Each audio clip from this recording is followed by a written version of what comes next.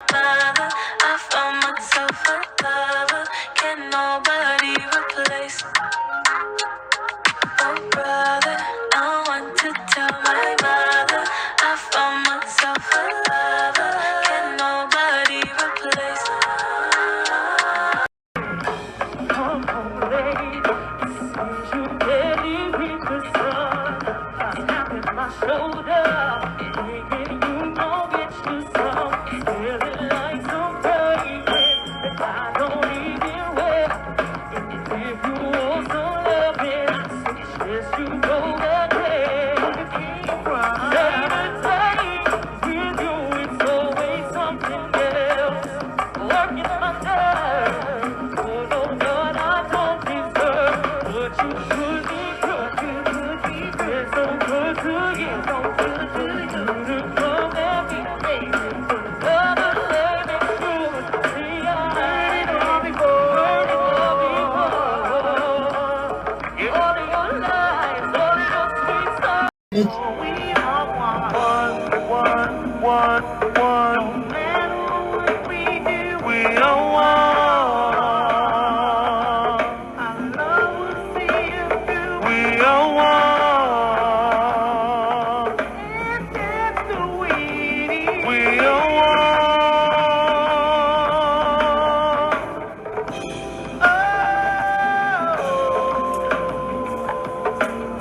Once again, much love to my juicy juice, babe.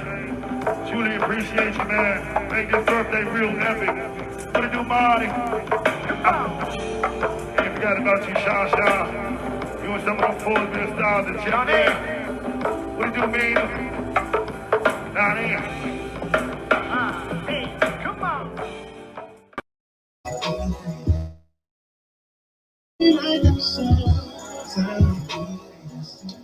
Welcome to the DMV's Vibe Podcast. Today is Sunday, October the 3rd. I am Miss Pink. And I'm Fairly Swagger. Who we are finally back in the studio, y'all. Back, y'all. It's been a little minute. We had the appreciation cookout last weekend, which was a lot of fun. Thank everybody who came out. We've been adding new ventures. Definitely. Onto our palette, I should say. And one I want to say October is Breast Cancer Awareness Month. So we will be talking about that throughout the month. Plus, on the 24th, we're going to have special guests in the building. Let's see. Oh, yeah, it's also my birthday month. Whoop, yes. whoop, yeah. Whoop, whoop. Shout out to them Libras, them unbalanced ass Libras. Oh, she's always throwing so much shade. I'm sure is. So much. If it's not the football team, then it's the Libras. I love you now. I love you too. We turned up last night, though. We had so much fun with the one band. Shout out to the one band. Shout out to Miss T. It definitely was a party last night. A whole party. It's the pants for me. It was the knees for me. Okay. But today we do have a special guest in the building. If y'all didn't see the previews that I put up, we have Dre, the CEO of Legend Bookbag Co. in the building with us. How you doing today, Dre? I'm blessed. How are you? Doing great. First of all, thank you for coming so much. Thank you for having me.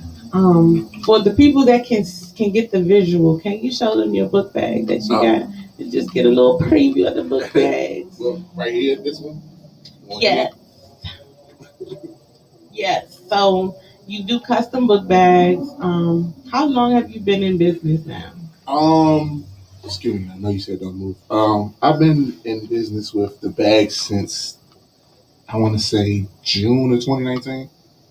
But I've been doing the idea of the bags came from my first business, which was graphic design, and that started in 2015. So you've been moving around. I saw you as a photographer. Yeah, I still do that too. Part of main attraction.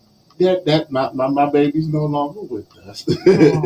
I'm no longer in the band no more. So Well, that is how long was you in the band though? 'Cause you was with them for a minute. Main attraction was almost 10 years, 2008 to 2017. That's a long time. Yeah. I didn't even realize it had been that long. Yeah, it was a long time. Then I played for another band after that. I played for Ambition for about a year. Right after main attraction, about a couple months after main attraction. So clearly you have a love for Go-Go. Yeah, you still have it. That's still my The way I have a you love said, hate relationship. yeah. I have a love hate relationship with Go-Go. I'm sick of Go-Go now, man. Go-Go has its days where it's fun and some days where it's boring. And Sick the of drama. Go-Go or the I was about to say The drama. The drama. It's the drama. The business. Yeah, it's the drama. It's the drama. So, what made you want to start your business with the Bookbag specifically? So it was random, actually. It was more so part of trying to branch out from the graphic design, but not knowing what exactly to do. And right after that, it was like I got to figure out something. And so when the idea of the book bags came about, it was random. I was actually standing in the street, like I'm in the neighborhood, standing on the street, and my friend was like, "I lost something," and I was like, "Yeah." I was like, "I should make you a book bag." And we laughed, but I was like, "Wait a minute, I should go home see if I could really do that." And right after that, I went home and tried to see if I could make a bag. Next thing I know, we was up and running. It was off to the races. Once I found out everything I could do without having it, with just all I needed was my mind and to sit in a room for a couple hours. I was on. It was no question I had to do that. So, what was your initial goal for like your first year in business? What I was had no goal starting out. None. Did that help you, like, so that you didn't have like disappointment if it didn't work, or it was frustrating? I know at the beginning, it was a little bit. It was more so like you can't be disappointed if you don't have a idea of what you want to do. Mm-hmm. I didn't think I was gonna sell a bag. I went outside and was like, "Hey," I went back outside after I thought of it and was like, "Hey, should I start? Would y'all buy a bag if I start selling bags?"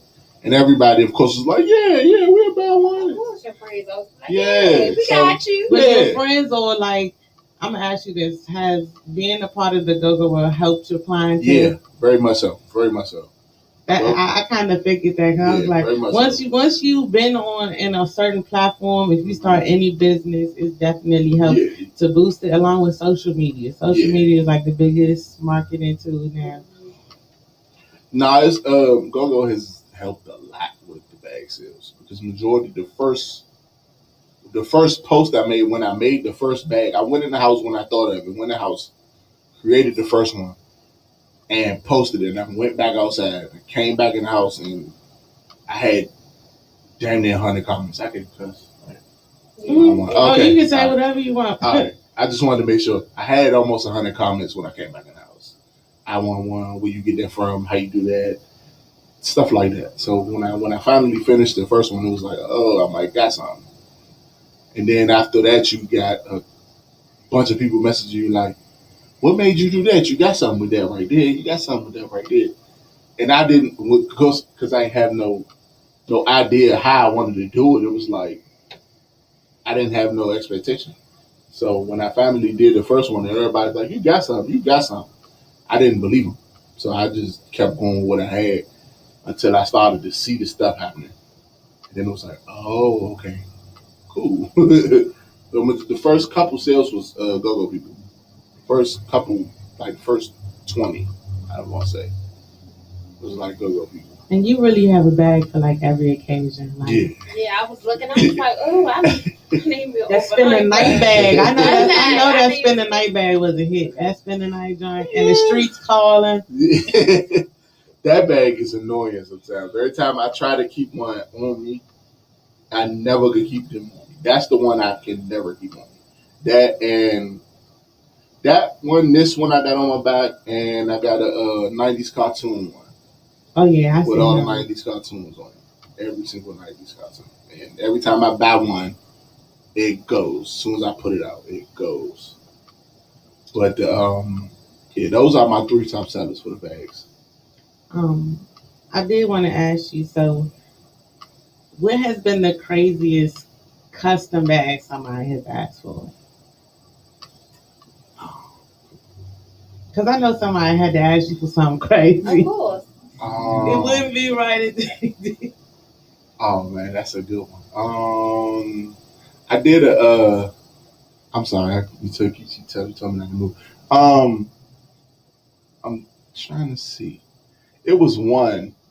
Well, at the beginning, it was a bunch of people asking for a bunch of stuff on their bag, like put this cartoon character on there, and put my face over here, and put my name back here. And it was like, you're asking for a lot. Yeah, like I had to limit it a little bit. It was like, like okay, cool. And then recently, I had a girl say she wanted a purple bag. She wanted the purple, pink, silver, and I was like, okay. So far, I'm not going too far. You're not going crazy. And then it was like, I want every female cartoon character you could think of. And it was like, what? Like every one of them? Like every female cartoon character? And she was like, yeah. Matter of fact, I don't even know what background I wanted anymore after I gave you that idea. And I was like, okay. But yeah, that was about the craziest one. I made a bag to sell. That was kind of crazy. It was kind of controversial. It was 2 of them I made that was kind of controversial. The first spinning light bag.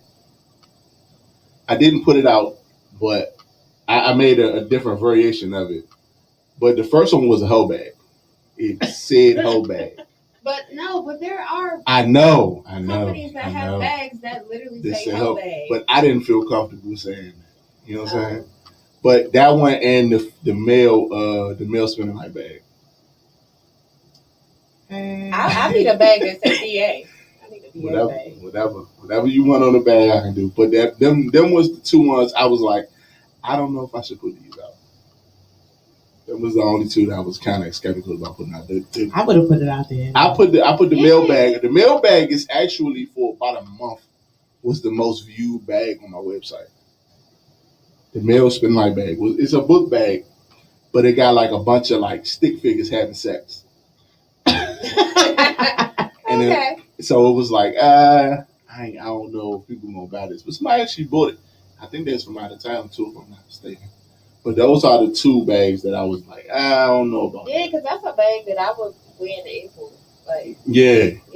That's how I thought of the bags. Like, I didn't want to put out a bag where you'd be like, oh, this is for school kids. I wanted them big bags that you'd be like, I could wear this every day.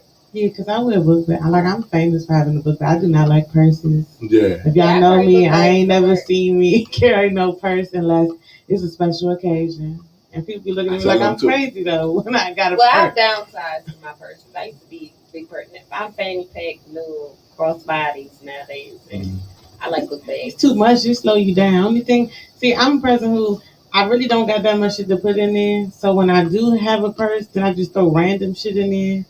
Like, man, I'm be walking around looking like Medea soon and have a gun in that. When COVID hit, I really downsized, like, because you can't, like, who's about to carry with that? And a mask too? Like, I ain't got that. And then I ain't running with a whole bunch of shit. that's all I be thinking, because I used to be all through the city. I'm like, I'm not running with a bunch of shit like this. That's what made me start with the, once I figured out I could do, like, fanny packs, and then I could do like the clutches. I was like, oh yeah, I'm good. Oh yeah, I love me a good clutch now. Yeah, I do. Yeah, I got the custom. I think that might have been one of my last bags I got was the clutches. Cause I like stuff that got like fans and stuff. Like I'm a words person. Like, you know. Yeah, something catchy. Yeah, I got a bag that says Black, Educated, and Petty because I want you to understand that it's like. Yeah. So, now that you've been in business with the book bag specifically for 2 years, going forward, what type of goals have you set? Like, do you just want to be? Do you want to branch out and be in stores or have? Yeah. So I just recently, I want to say about June, I got my first store. I got my first set of bags in the store. Shout out to Asian. His he got a candy store in Fort Washington and now Georgetown called Fat Munchies, and my first set of bags is in his store in Fort Washington. We trying to go. What's the name of it again, so we can promote it? Fat Munchies. Cause I ain't never heard of it, but it sounds like a place that I need to go. It's an exotic candy store. When you say exotic, is it like stuff that you can't find here? Oh, okay. So because when you said exotic, I immediately thought weed. Overseas. Yeah. I want to go there. So he got one in Fort Washington, not too far from Martini's, and one from not too far from Legacy, the cookout, Legacy the restaurant joint. Yeah, He's not too far from there.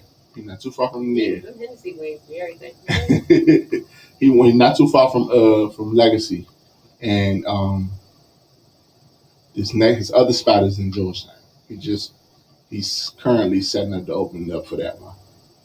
Oh, we have to slide through. Yeah, I didn't Before Washington just be feeling like it's so It felt like you on the water for us.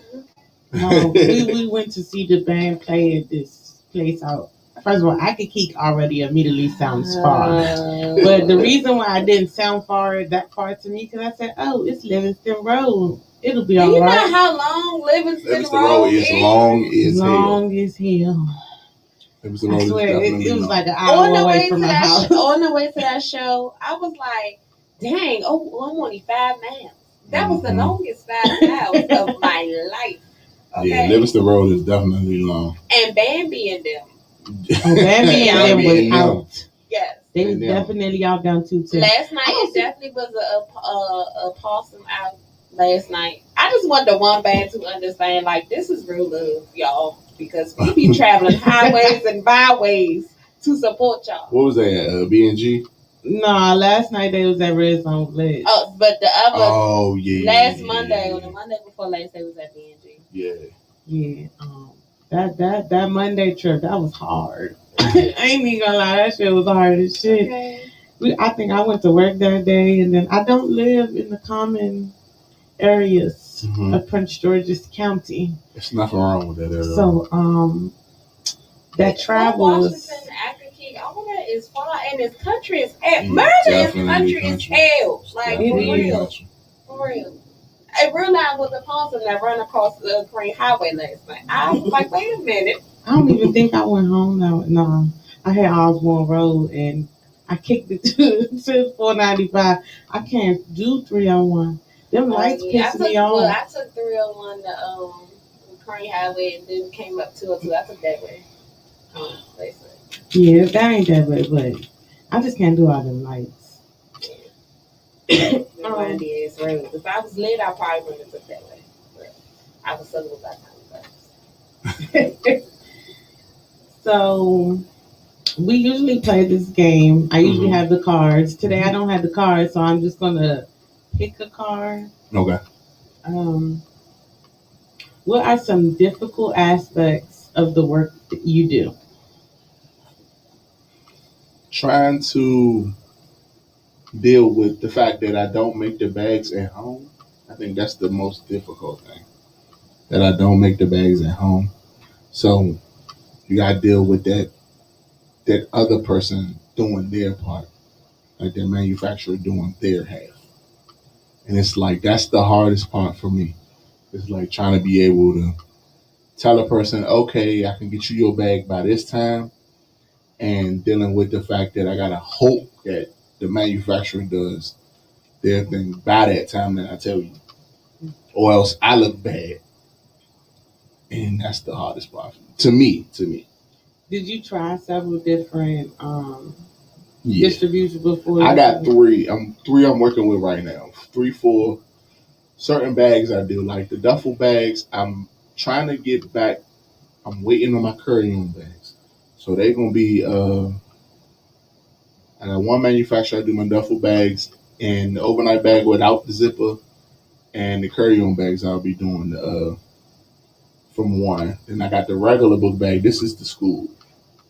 This is the school backpack. I have one right now. The school backpack, the overnight bag with the zipper, and I think there's a couple other that I do with them. but I split them up so that I don't like have all my eggs in one basket in case somebody be like, yeah, I'm done with this for now. So I don't be like stuck.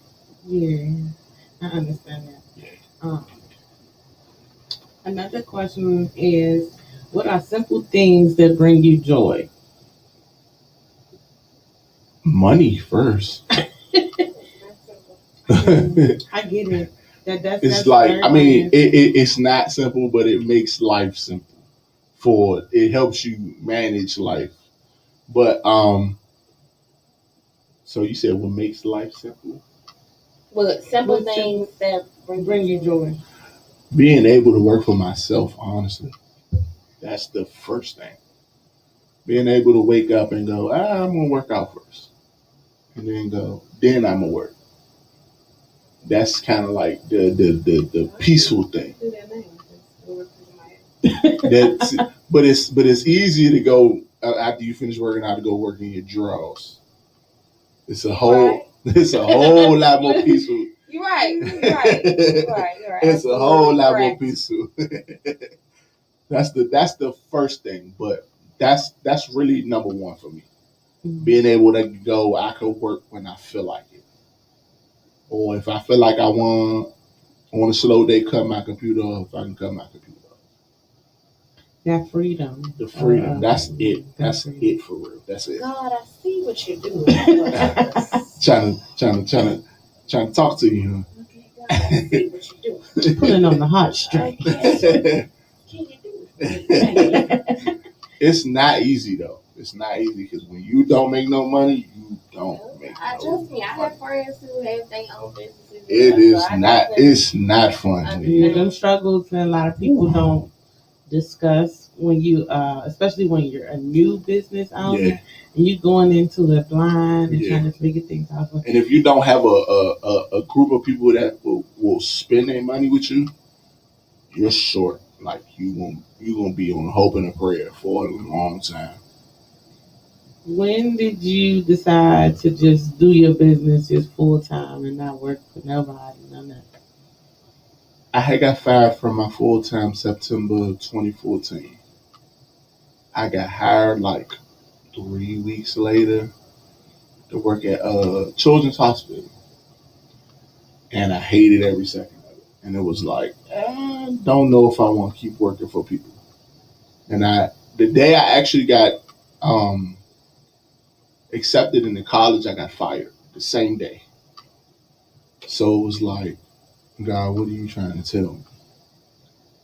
So when they started teaching me graphic design, I'm like, okay, I can at least make a little money off of this. They get me through college. And then once I started learning, and then I learned from some people that was actually doing good stuff in graphic design that was sitting in my classes, it was like, oh, okay, cool. I can make money from this. So there's a little dude in my class that was making mixtape covers for Gucci Mane while he was locked up. And it was like, oh, you doing this and you sitting beside me? Shit. I'm like, hold up. And like, it's for Gucci, nigga. I know you got a bag. And he was sitting there telling me like everything he was making. It was like, nigga, you can do that. You did that in 20 minutes. Why I gotta work for somebody when I could do this in my house? Mm. And I could make what I was making I would get my little temporary temp company check from Children's Hospital. It was $220. Exactly. So I'm like, I could do this at home. Yeah. On a good day, I'm 3, 4. That's a great day. Okay, let's just say great day. But that's a good day. Like 3, 4, that's a good day. But like on a bad day, talking what, $10, $15, $35? Okay, cool. I could take a 35 here and take 100 the next day. That's cool. Long as I make a certain amount by the end of the week, I'm cool. So you set goals for like weekly goals? Not really, because that's how you end up like depressed at the end on Friday. Mm. That's how you end up depressed. Because if you make a goal, you end up depressed by Friday. Trying to figure out how you gonna make your bills it's been plenty of months I've been sitting there like I don't know how I'm gonna pay these bills, and then something happened, and I'll be like, bet. But it all depends on how it happens. Like if it's the ebb and flow of work, then I'm like cool. Like as of right now, the photography picked back up. So now I have 2 clubs I'm working at. I'm doing 3 days a week at the clubs. I'm still doing the graphic design and the bags. But once I pick something up, something slows down. So I gotta like pay attention to that part of it. You gotta be like mindful of everything that goes on with it. Yeah, you have a lot of different avenues or streams of income, but that's good though. I mean, everybody gotta have a side hustle at this point. We're gonna take a quick break. The song that I didn't announce it, but the song that we started the show off with is by William Casanova on his new album. Shout out Fat Boy. Yeah, if you don't know that he used to go by Fat Boy Crank all through the DMV, hosting all the Go-Go's when we was younger. He was actually on American Idol a couple years ago. He dropped this album on his birthday. It's called To Your Ears From My Soul. So the intro song that I played, that was called It Be Like That Sometimes. But I'm going to play a couple more songs while we go on this break. The first one is going to be Lay With You. And then the second one will be Don't Save Her.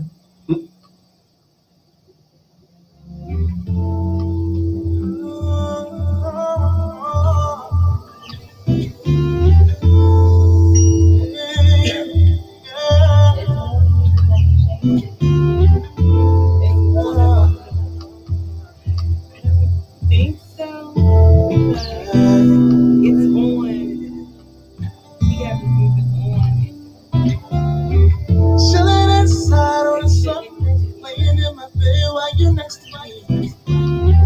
Trying to find a movie on Netflix, scrolling past the shit we've already seen. I was gonna post some make sense of breakfast, but you don't ever know what you want.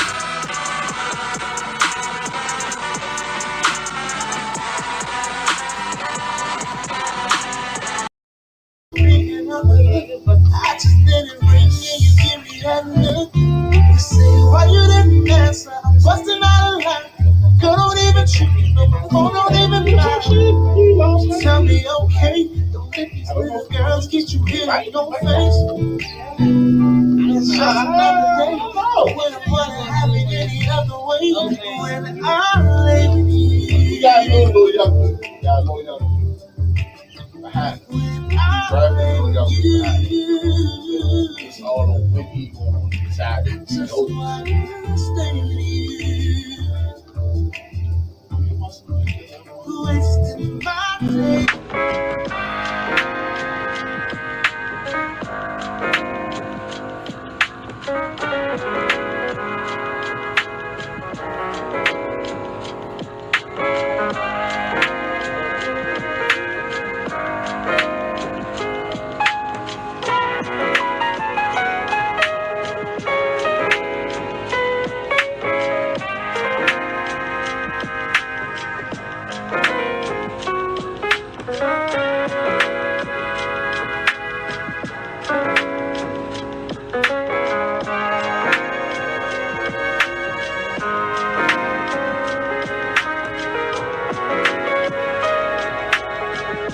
I ain't know why he's You say give me some tip.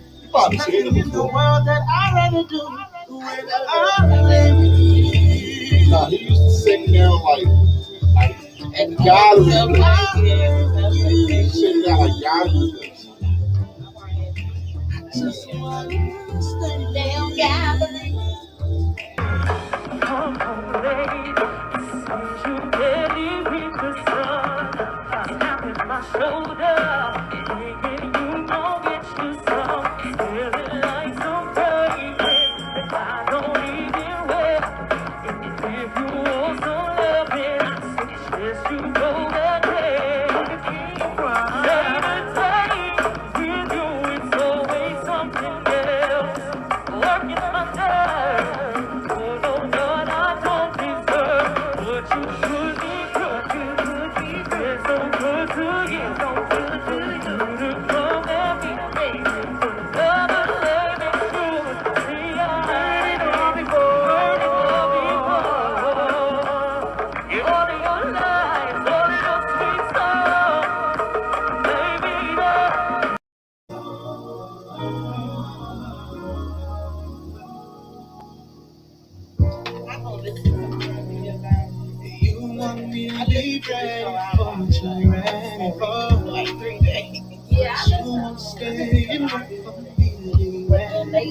But gotta do is best for you. Because when I don't feel like being in your best, that means and I want to be a trap, they gonna I guess I can't expect you to move on. Like you should on the way to work. I don't want to hear you right now. I would probably distance myself too if I were you. Because feelings only lead to having more feelings. I can be committed to a commitment. You don't wanna be hanging around just to hang around. Life's getting serious and it's time for you to say. I'm not really at the point where I feel like it's a choice, but I don't wanna lose your love. Even if you turn into a bad girl, they gon' be here. They gon' be here. Nobody else right here beside me. Put aside your pride, just come spend the night till the morning. 'Cause a nigga get lonely.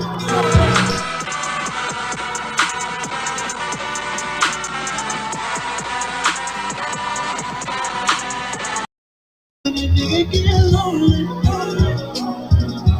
Don't know what to do. All I want is you. I had to put like, I put that on the shirt. You had a shirt. Okay. That's so good.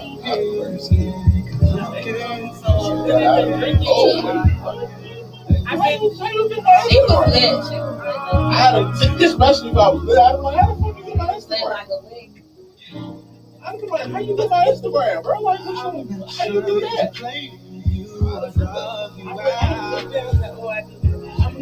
I did that last night. I was working at my center. I had like people follow. Yeah, they just don't follow this. You can respect that. I was like, I looked up because I was using the bag, cash app. I'm like, I can get a fast sex bag. Where I come from? And I hadn't realized that the cash app is Instagram. So I'm like, oh, okay. Let me stop. Turn over. Tripping right now. But you don't wanna be hanging around just to hang around. And life's getting serious. Like, how you know me? I'm not really at the point where I feel like I can make a good choice. You can't make every part. Oh, that's even if you want to do a thing right now. I don't want nobody else laying here beside me right now. So put aside your pride. Just come spend that night till I come back. 'Cause a nigga get lonely.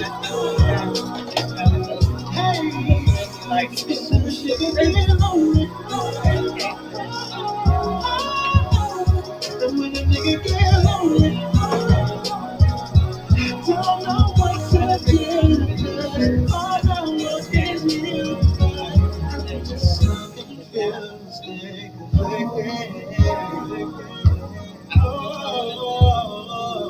been scared to try. I'm just so confused.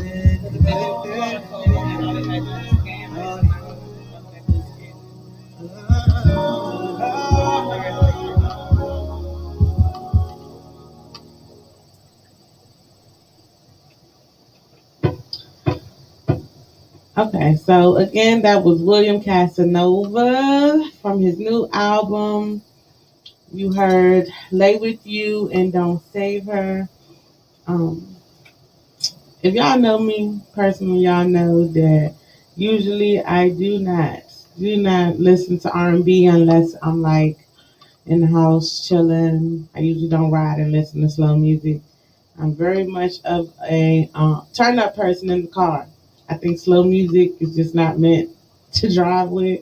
That's just my personal feeling, but I definitely listened to his album on repeat for most of last week. You can find his album on Apple Music and Spotify. You can use it in your stories on Instagram. If you're just tuning in, we have Dre, the CEO of Legend Bookbag Co., in the building with us today. Real quickly, I just want to do a business spotlight because we ain't been in here in a couple weeks, and I'm gonna try to reach out to him. We met him at Pretty Pamper Queen Stunt Sunday. He calls it the Beard Bully brand. His beards for the culture. Oh, the teacher man. Yeah, the teacher. Yeah, he was the teacher. Sound like somebody did a logo. So we met him at Stunt Sunday, and his energy and vibe was so dope. I do want to try and get him on the show, but you can follow him on Instagram at _Beards for the Culture. If you did not watch the video that I composed of all those artists, I'm telling you, he literally said, it's just like it's spelled. Beards for the culture. That was the teacher in him, y'all, because sometimes, yeah, y'all. We know y'all be transforming and shortening everything. Yeah, because but we gotta make sure the kids understand. It's definitely _Beards for the Culture. Also, last night while we was out, I met somebody from the Urban Boutique. So y'all can find them on Instagram as well. And their motto is be your own brand. Look, we had so many people to schedule that I think we're running out of dates at this point. Listen, that's a blessing. It is a super blessing, and blessing. I'm like super excited. But I do want y'all to be patient because I told somebody all I got is November dates, and they was like, "But it's October." I'm like, listen, calm down. We got y'all. We got y'all. Blessing in the book. We finna take on. Yes, we not only do having interviews here, we're also gonna be at more pop-up shops. Shout out to D. Michelle for reaching out to us. I can't wait to that. Definitely condolences to her because she lost her aunt. Yes, super condolences. I reached out to her. But I am excited and looking forward to that opportunity in December. It's going to be lit at the pop-up shop. Baby, listen, business is booming. That's all right. That's a blessing. God, thank you, God. That's all I can say is thank you, God. And I got one of the dopest co-hosts on the planet. My partner crying. Big purr. So while we're talking, because we were talking about the support system, what does your support system look like surrounding not just your book bag, not just the bag business, but in life in general? Ooh, that's a question. Was it love with it? Because you said several times. I don't want this gentleman's Jack to start talking for me. Well, I mean, we like to keep it real here. So whoever it is and whoever they are, don't do that. Shout out to my family. Shout out to C Plaza. I'm gonna start there. Shout out to my immediate family and shout out to some of C Plaza. Let's go there. If we're gonna go there, we're gonna go there. Name them, say. Nah, I ain't gonna do that. Nah, I mean, to some people's defense, it depends on what you're trying to buy and how you're trying to buy it. To think of like me first, and for the people that do think of me first, there's a lot of people that come. Like back to school was amazing. My goal for back to school was 12 bags. I sold 40. So I can't complain really, but I'm blessed to have the people that do go. Dre got something I can buy rather than going to the mall and spending $70 or $60. I could go to Dre. Hell spending all that? These book bags for these kids not cheap no more. They not cheap no more. I mean, I know my church, we did a book bag giveaway. Shout out to they not cheap no more. But goodness, you right. I'm not cheap no more. My book bags is Kate Spade, so they ain't cheap. Okay. But yeah, they're not like to the people that supported me. Like I can't act bougie with certain people because like I've been in worse positions. I've had people where I wanted people to support and didn't have people, so I can't act like oh I'm good without them because everybody that support me, I need all of them. Mm-hmm. Like I need everybody, so I'm blessed for everybody that support me. Really, there's no one or two that I can be like, you ain't shit, really. But it's more so a lot of people I could thank more than I could be like, the hell with you. You know what I'm saying? Yeah. I mean, so of course, as we have continued to grow, we have come across some great people. I think we only have one hiccup, but you know, for the most part, like people always show us love. yeah, they always show us love, and super appreciative to the people that are so supportive, even when we aren't paying attention. Because I done had a couple of people say, "Oh, so and so told me about you, and they said to just reach out to you." Yes, y'all can just reach out to the podcast page. If you know somebody who has a business and they're cool and comfortable with coming to the studio, send them. We I had this conversation with somebody earlier because they got offended because I said that I promote black businesses. I said, well, nowhere on here does it say I only promote black businesses. But of course, I'm going to spotlight black. I'm black. I'm sorry. I'm not sorry. I could go into a rabbit hole about that, but the black business, the people with the black business conversation. That's a conversation in itself. People, please stop with the bad black business conversation because it's trash. There's some white businesses that's trash too. It's right. It's people from other cultures, especially cultures that don't even really fuck with us. And we be right there. I mean, I still be at Chick-fil-A though. I ain't even gonna lie. Yeah, and they homophobic and don't support certain religions. I'm sorry, they Cobb salad is unmatched. Okay, hello, thank you. Cobb salad, too good. Let me get that. But I definitely understand it, and it's very hard, especially when you under an organization like that, because that might not represent that personal view. Whoever is the manager at that store, right? That's just the person who owns the company, and the upper level people feel that way. So I do feel like sometimes you have to distinguish certain things. Now that does not follow with the R. Kelly and taking away the man from the music. No, that nigga, no. We just don't even get me started on R. Kelly because this conversation really on left. No, because I just feel like as black people, like first of all, somebody at my job was like, "Oh, that's Uncle Rob," but first of all, no, fuck, that's not my goddamn uncle. No, Uncle Rob. Okay, and to be honest, it's really hard for me to listen to R. Kelly now. Like, no, like I can listen to him on hooks with, like, you know, because you think about the words. I'm Fucking You Tonight is my favorite song, so that's my favorite big song. So I can listen to the hooks on that because I'm not associating what he did with that. But anything else, like Bumping Ground, all every time I hear those songs, I associate that with him. Every time I hear age ain't nothing but another my skin. With him sleeping with 17-year-old girls because he is a pedophile. So I personally, I can't.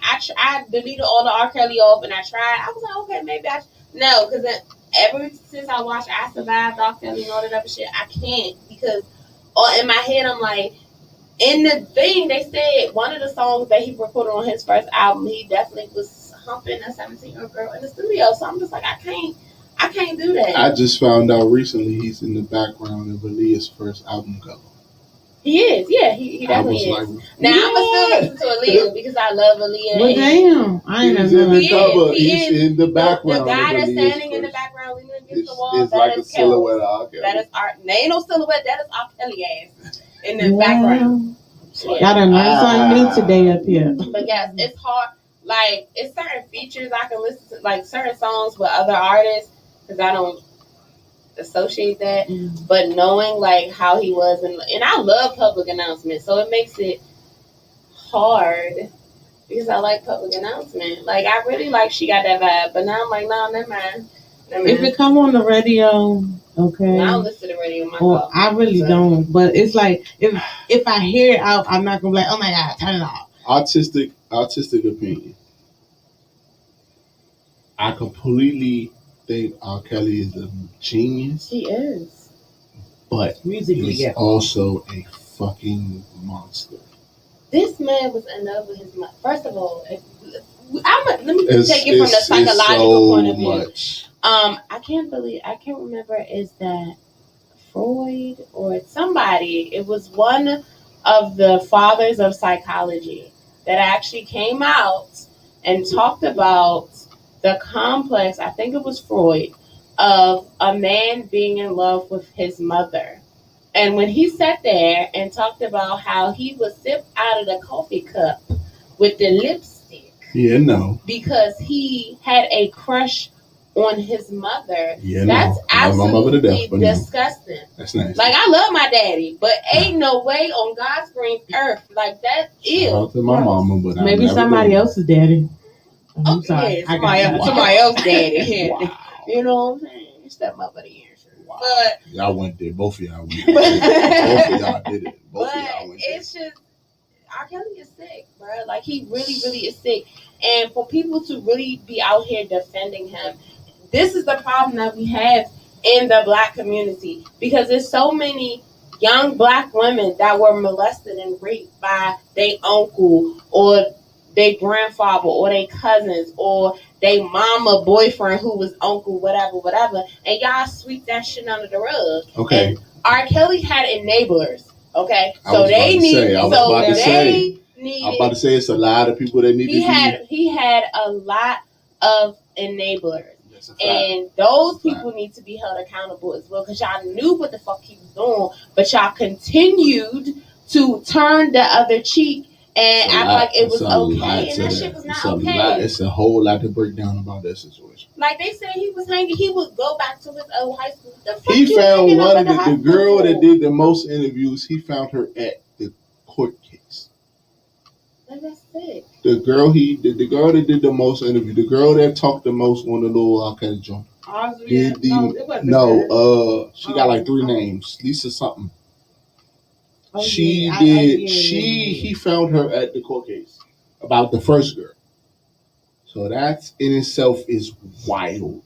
And seriously, like, y'all, like, people really don't understand the severity of this. Like, that man truly has a mental issue, and it started with his sister in his childhood. His sister or whoever it was that they said was doing sexual stuff with him. It started there, okay? And so you have to understand that those are the formative years of your childhood. So when you're exposed to sexual stuff at such a young age or things of that matter, you see things like this. I'm trying to tell you, I work in education, so it happens. It happens. I work with children who have been exposed sexually to things, all types of stuff they shouldn't have been exposed to, or raped or molested by I had a student that was molested by her brother. Like, you know what I'm saying? She opened up. I already knew it, but she opened up to me about it. And the crazy part is, a lot of people don't talk about it, but a lot of people have been molested. Yeah. A lot of people have been and don't even know that they've been molested. That's the crazy part. Honestly, what we're seeing with R. Kelly, we are seeing someone who was molested at a young age, did not receive the counseling or the help that he needed. And so then he continued. I'm not blaming it on daddy issues. That's not what I said. I said the abuse usually turned into abuse. Right. The abuser, the abusee usually turns into the abuser. So don't make me break out this master's in psychology on your ass, because I know what I'm talking about. Okay? All right? Don't be trying to stir the pot, fake ass best friend, because that's what you're doing right now. Don't be trying to stir the pot. I know what I'm talking about. Okay? Best friend, relax, best friend. Okay, I know what I'm talking about. A lot of times that the abusee turns into the abuser. If you look at statistics, then this is not even just with black, white, this is across the board. That's a fact. If you look at statistics, that's what you see. Now, you want to talk about Michael Jackson. Michael Jackson never had a childhood. You cannot compare Michael Jackson and R. Kelly. But I will say this about Michael Jackson. Michael Jackson never truly got to live out his childhood. If you notice, a lot of stuff that he was doing as an adult is a lot of things that we all experienced as a child. What the hell you need with the damn giraffes and elephants and shit? First of all, Michael Jackson didn't get convicted twice. Didn't get locked up twice for the same damn thing. And then the boys came out and said they lied. And then they said they lied. So you can't. There's 20, 40, 50 women that said they got touched by R. Kelly. It's a lot to that. You can't compare Michael Jackson and Robert. They two different. Hey, the Pudding Man. I'm sorry, Bill Cosby. Can't talk about Pill, man. Leave Pill alone, man. Leave Pill alone, man. That shit too, but leave Pill alone, man. No, Bill did it, but I'm gonna tell you. I'm gonna tell you what made me know that he did it. The comment he just made in regards to this goddamn case with R. Kelly. I was like, oh, this nigga was really doing that shit. Bill Cosby did it, and the crazy thing about it, this gonna kind of sound kind of shady, but he really didn't have to do it, and I'm gonna tell you why. Because those females. R. Kelly ain't had to do it neither. No, he had to do it. Have you ever been to one of his concerts? First of all, somebody posted a picture this man had the purple. No, I worked one. I ain't never been to no round. The ladies that come in his concerts. But they be grown women though. But that's the point I'm trying to get to. You're right. He didn't don't have to touch no young he girl. Because them old ladies will go in anything with a penis in it. That ain't what he wanted. It's just the same way with Bill Cosby.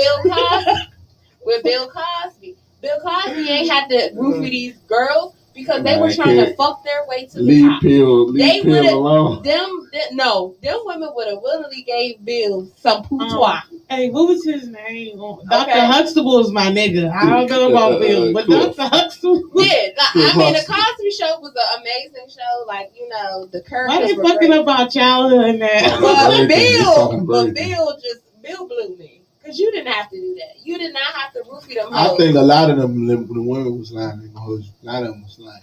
A lot of them trying to get that check line. Well, what's the drug addict joint? The white joint? Jane. Oh, no, I don't know. I don't know too much about his. I don't know much about his situation, like with his case. But I do know it's a lot of people that be trying to get that check. It's interesting because maybe it was his preference, but it was just mad white girls. Like, you didn't have no black. That's what made me feel like some of them was lying. Like, at least for R. Kelly, he was consistent. It was young black girls. Like, yeah. And I'm sorry if y'all trying to figure out how we got here, because we was talking about people's support system. And we kept going. Yeah, we went left. But that's what we do here. Like, we just followed the vibe. We went left and went down that street hard. We didn't turn around and we just go with the flow. I'm just saying, Robert's ass don't ever need to see the light of day ever again. Yeah, and the only reason why, I feel like people really should take a stance on that is because, one, it is in the black community, things like that is either you don't get believed when you report it, or that people they don't talk about it. It just is swept under the rug and never talked about it. And it's a bad cycle of things to start because you go into having mental health issues because you kept this secret to yourself, locked up and locked away. And then some people battle with exactly what he did is it happened to him, and then he becomes the person that does it. And I'm telling y'all statistics, because I did a paper on pedophilia. Y'all, it was really hard to get through that paper, but I was just interested because I didn't understand. And I'm sitting there doing the research, at the computer, what the fuck? But it really is a lot of times it's because what it happened to them and they think that it's okay and it's not okay, or it becomes a power thing for them because they feel like they can control the situation. Like, getting through that paper, and I got an A on that shit, but that paper was difficult because it just was like I never really understood it. And to be honest, there has been a debate about whether or not it should be listed in the DSM. And if anybody who's familiar with the DSM, that is where all of our mental health disorders, anything is all listed in the DSM. And there's been debates with psychologists for years about whether or not to put it in the DSM. It was in the DSM at one point in time, but they removed it because when you put that in the DSM, if you have anything that's listed in there, you can't be convicted of like a crime. Like you can't go to prison and stuff. So because it's a mental issue, and so that's why a lot of Caucasian people be using that shit. That's why it was taken out. Learn your laws, black people. The DSM as being a mental health issue, but when you look at these different cases, and it's not just with R. Kelly, like it's other cases. Mm-hmm. I mean, yeah, I'm really into like psychology and all this stuff. Clearly I have messages, but I'm really into this stuff. So I do a lot of reading, and just research. So, but with that, it's pedophilia is such a difficult, it's like a line that you have to tread because it's wrong and you want people to serve justice for what they did, but then you have people like they're really sick. Like in R. Kelly's mind, I really feel like he really thinks that this is okay. Mm-hmm. And it's not. I didn't do anything wrong. But he still feels like he hasn't done anything wrong because he like, well, this is norm to me. I had an older woman molest me and do whatever, so why can't I like women that are younger than me? You know what I'm saying? So that's why when it comes to this, it goes deep. It goes a whole lot deeper. It's a rabbit hole. It's a lot.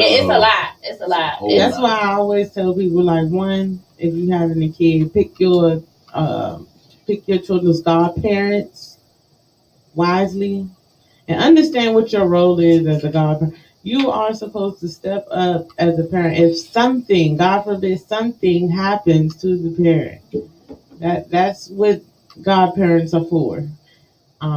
But be very careful of all support and good support.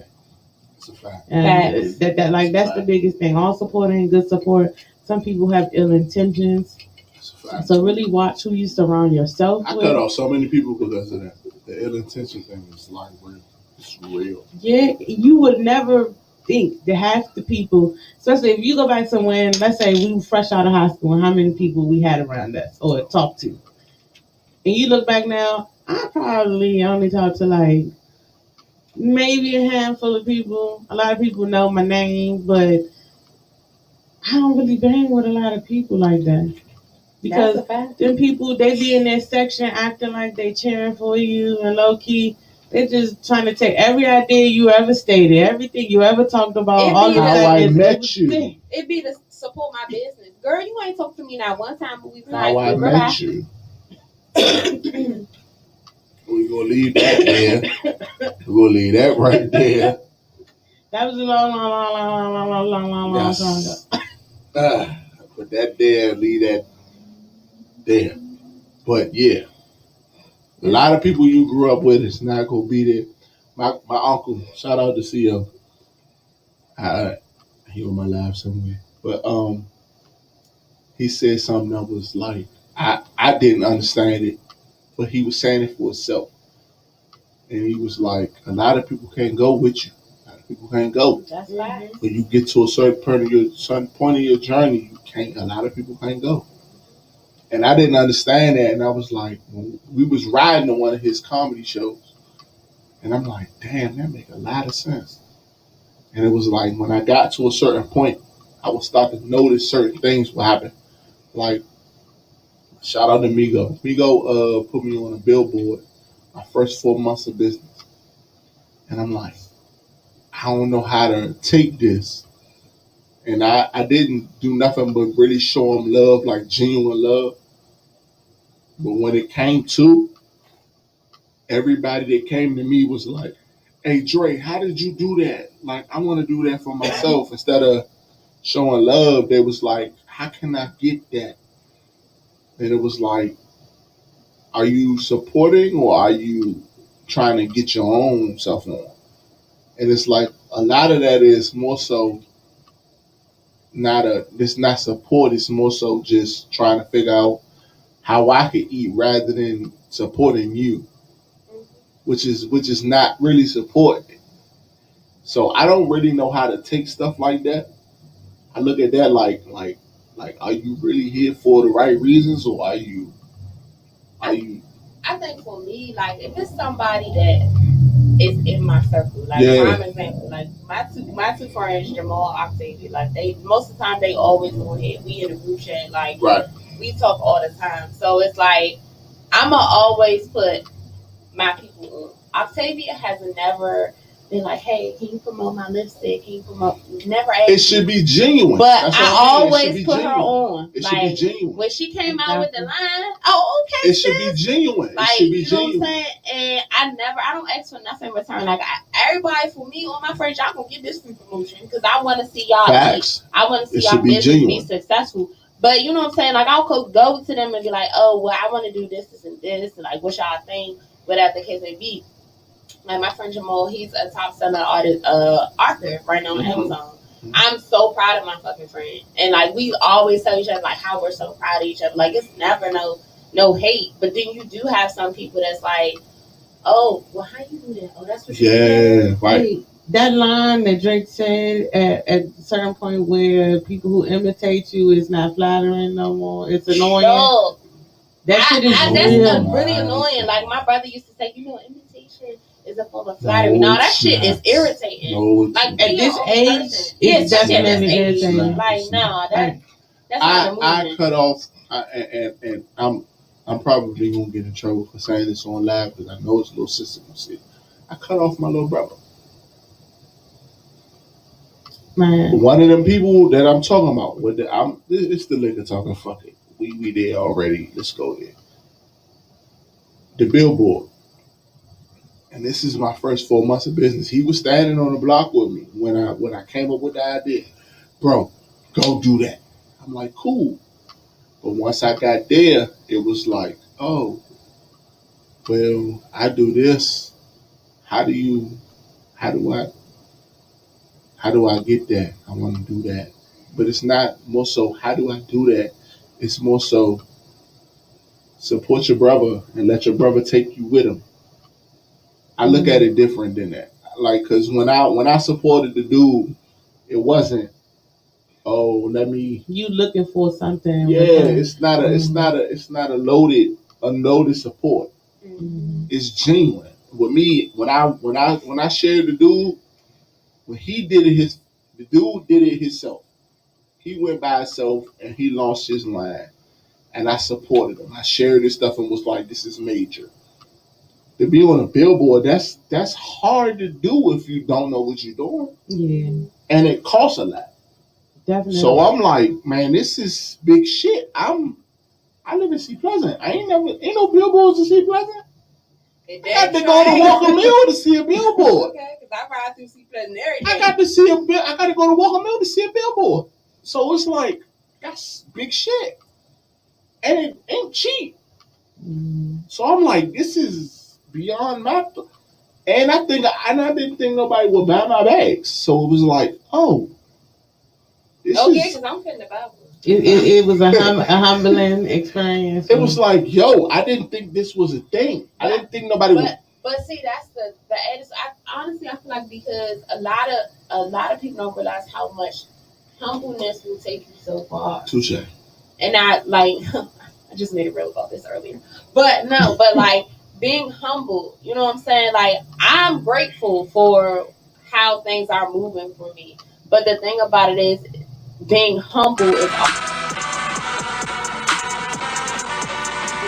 get things. And a lot of times we don't ask for none of this. Like if I would have never DM'd Kendra to ask her to come on this show, I would not be here. But I'm grateful for this opportunity, and it's a humbling experience because I didn't think that we would be getting the movement that we getting, the love that we getting. Like I appreciate all this. Like I appreciate all of it. And the thing about me is like I want to put everybody on. Like I want to see everybody eat. But you got people out here, they don't want that. Mm-hmm. Yeah. They don't want you doing better than them. They don't want you shining better than them. And it's like, why can't we do it together though? Why can't we shine together? Like, why can't we all eat together? Why? Because I made it first. You making it seem like, oh, well, I gotta hurry up and get there, but you can be with me. We can ride this wave together. Right. And I tried to tell people, it was like, I was, before I even had this platform, before I even got here, when I just strictly had the page, I was already supporting businesses. Right. And I was posting them and sharing them to as many places as I could. So when I did get on here, I was like, well, I could just talk every week, but I'm going to run out of shit to talk about. So let me go Eventually. back. Right. I'm going to go back and start offering or, reaching out to businesses, because there's a lot of people I know, and I do have a lot of friends who... You told me no the first time I asked you. I did not tell you Yes, no. you did. Yes, we had to have a conversation first, because we had not talked in years. You told me no. We had not talked in years, and we just this had to resolve some shit. I don't need nothing about this. We just had to resolve some shit first. I don't even know this man. No, I don't even know what you're talking about. Sorry to this man. You going somewhere else. I said I wanted to be on the show, and you said y'all wasn't doing other people yet. Because at that time, we were strictly talking about certain topics. Okay. I had branched out into having businesses. In the beginning. The first 3.5 months, we just strictly I get it. Conversation. I'm just messing with you. I get it. But it's the gentleman shot. It's definitely the gentleman. I can't do the brown. I mean, I can, but not that. It's Henny or Douce. That's it. Last night, Crown was the key last night, Auntie. You know what that means? That sounds I pre-gamed on the way there. So then I think I had like 3 tequilas last night. I don't know. You definitely was lit last night. What did I do? You keep saying I was lit. You was lit because the way you was talking, I knew you was lit. It was the slurring of the words. Yeah, and then I really don't be talking that much. Yeah, you was talking like shit last night. That's how I knew it. Especially when I had left. That's once the anxiety was gone. Like, a lot of people don't know this. Like, me and them are talking about this. Is the anxiety be real? And a lot of people think that I don't have anxiety or I don't be nervous. Public speaking is not for me. It's not for nobody, for real. I'm a teacher, so talking to people is what I do. I mean, I can talk, in a conversation with other people, but for me to initiate a conversation like in public, no. Yeah, I was always the guy they pushed to talking to. So it's a little different. I was the one that got in trouble with talking. I was the one that they was like, when you're not doing group, then you talk. So talk. And it was like, I don't want to do that. This show is not about vaccines. We're not talking about that. What? Somebody just asked everyone to get vaccinated. I'm vaccinated. And I got vaccinated because I work with children. And children are germ incubators. You sound like a commercial. Germ incubators. That's why. But that's the choice. Do what you want to do. That's up to you. Your business. But I had COVID too, and I survived. I'm still here. That's your business. I ain't a zombie yet, neither. Child, I thought I had COVID 3 weeks ago, whatever week that was. Am I the only person to go outside and get nervous? Like, I do, picture booths, and I get, in crowds and be like, I work with a population of children that cannot be vaccinated, so you go home and do what I do. So you have to keep your mask on the whole time you work? Yes. And I've been double masking for the past week because I know I don't. So I know your face just be like. See, I work in clubs, so it be like. I can't wait to get in the car. Like, literally, the only time I don't have a mask on is literally when I'm in my car or at home, because I wear a mask in the gym. Well, when I'm outside working out, I don't. But I wear a mask in the gym. I wear a mask all day. The only time I take my mask off at work is when I'm in my office by myself and I'm eating. So I literally keep a mask on 8 hours a day. That mask sneak shit is real. Like, when it's time for me to wash my mask, my eyes start breaking out. So then I'm like, all right, let me go wash my mask. But I'm to the point where I have 2 weeks worth of masks where I can wear a different mask every day. But I need to get more masks because some masks are easier to talking as opposed to other masks. So it's frustrating. It's a lot. It's really frustrating. My kids don't keep their mask on. I literally spend all my day mask up over your nose, keep your mask on. I got one that takes his mask off and purposely spits. And then his mother. We had to understand the population of kids. Yeah, I work in Sped, so. Okay, all right. I was about to say. What? So yeah, so I have kids that cannot wear masks because they have breathing issues. I have kids that have sensory issues. They just don't like wearing a mask. I do have one. He knows fuck he doing.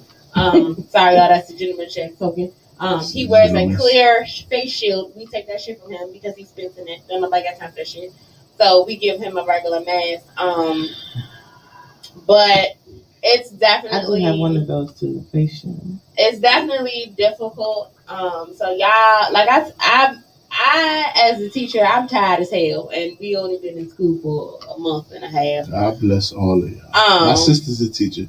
But really, y'all really gotta be with us because it's a lot. It really. I know a lot of parents was like, please send these kids back to school, please. But I mean, it should be very limited, like. I can't tell y'all how many COVID scares we have had. I had a student that had a temperature of 101 and had to go home, had to get a COVID test. It came back negative. But we've had so many COVID scares. I've had staff who their children have had COVID scare at their schools. So it's tough. It's and then it's the season. Like we was talking about it last week at the cookout. Yeah, like I'm congested, but I don't have COVID. So look, I tested negative. I'm always congested. I tested negative, but the switching of the weather going back and forth. That if something has been going around and it's not COVID, it's just like a cold or. My coworkers, it's the change of season. My coworkers' kids have been experiencing this, and the crazy thing about it is my job. We do COVID screenings every morning, and if you've had any, like I had congestion, and I technically failed and shouldn't have been in the building, and I just was like, but I have a cold. But if y'all want me to go home, like that's how my job was. But will talk about this agency once my last day comes, but yeah. But yeah, like it. With COVID, like I got vaccinated because honestly, I used to never get flu shots until I started working with kids. I've been working in the school because I always work with kids in the summertime. But once I started working in schools, working with especially the younger ones, because them little ones will sneeze on you and want to touch you. And social distancing, what's that? I had a social distancing in my classroom since I've been in there. Grown-ups don't do it neither. So from a person working in a club, don't do it either. I got vaccinated because I have gotten sick from children. Like I've gotten flu from the children to the point where I was down for a week, and it was just the flu. So that's why I started getting flu shots, and that's why you know what I'm saying, I take care of myself the way I did. Even when I had COVID, I really feel like it's because of the healthy lifestyle I live. That's why COVID didn't hit me hard like some other people. But yeah, I don't want the booster though. I don't want that. My parents just got the booster. My mom's fine, but my dad, he going through the motions. And when he got his second shot, he went through the motions.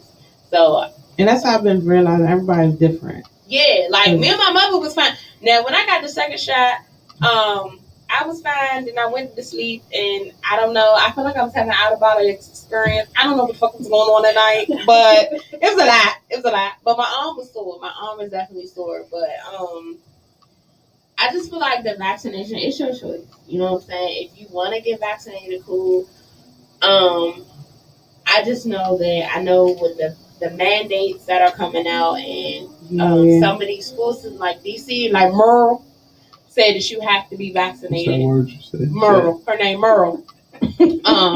Merle said you gotta be vaccinated to work in the school system. And honestly, as a educator working with little kids, I am not against that. Because for me, it's scary. Because the population, like I said, them kids don't wear masks. They don't wear masks. Literally, I have a student that comes in every day. The first thing that comes off is her shoes Kids and her barely mask. keep their damn shoes tied and hair and ponytails in school. How the hell we asking them to keep a mask? And I have one, like, he likes to cuddle and all that other stuff. So, like, of course, because I work in SPED. So, that's, like, stemming for him. So, he's in my face all day, every day. So, yeah. I think that's my biggest It's grown-ups fear. that don't do that. I just did a event Friday. I did an event at the PET Soundstage. And when people talk to you, they hear, hey, how much pictures cost? What's your special for the night? Like they hear, they in your ear. They don't care about no COVID. Right. They in your ear. Ain't no COVID. That's the crazy thing. COVID like, what? People would take their masks down and talk. So I was in this training like a couple of the white people. And she was like, well, studies have shown that when you wear a cloth mask, your hearing goes down a little bit more or something. The voice that you're using, I already know that it's the white people. Yes. And I was sitting in the training like, bitch, what? WYT. She was like, yes. So if you wear like a regular, I guess like a medical grade mask, you hear better. Well, I said, I'm in the training like, what the fuck? Because I wear both now. I've been double masking like all week. And I'm just like, where did you get this from? Who told you this? Studies. Like, what? The numbers. We only been wearing masks for a year. Those of us who are not anti-maskers. We only been wearing masks for a year and a half. Like, how y'all? Then they sent us masks that have the little clear. I'm not wearing that shit. Your lips fogged up and all that other stuff. I'm not wearing that. Nah. Them shit right on my desk. I asked my staff, I said, y'all want that? They're like, no, we good. We not wearing that. No. Like, what? I just started, in my mind, started thinking about all the outfits they had see-through and them shoes we were using. Yeah, your bottom lip sweating on Chinese shoes. But to answer your question, for that person who posed the vaccine, we went down a rabbit hole with him too. that's what we did. I mean, to each his own. Yeah, hey, LeBron's told y'all to mind y'all business. In the word of Tabitha Brown, that's your business. It really is. Yo. You want to get vaccinated? Tabitha is my girl. I love Tabitha Brown. That's auntie. You know, you just decide. That's your business. She is the neighborhood If you want to get vaccinated, that's up to you. That's your business. That's your business. Tabitha Brown voice, that's your business. Mind your business. All right, you have a blessed day. Hello there. Very good. Very good. Okay, so we're gonna jump back in. Again, we are still here with Dre. We still here? From the Legend Bookbag Co. Custom bags, book bags, overnight bags. I'm gonna forever just keep saying spend a night bags. There's no other way to say it. If you Google me, that's what pops up. It's spend a night bags. If you Google spend a night bags, I'm one of the first people to pop up. So I know recently you did a pop-up shop. Was that your first one? The most recent one? No, I threw my first one. I threw my first one. Threw my first one 2019. October. No, my birthday is 2019. November 2019. I threw my first one. Because I was like, I don't want to experience nobody else's experience of a pop-up shop. I want to throw my own first. Mm-hmm. So I threw my first event was November of 2019. I did one before, didn't make no money in it. Then I threw my own. I did one in August, and I threw my own one in November. Do you sell weekenders? Yes.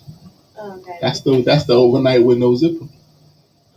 Cause I need a weekender. Yeah. I was gonna get a case fade though, but I might as well get something from a black person.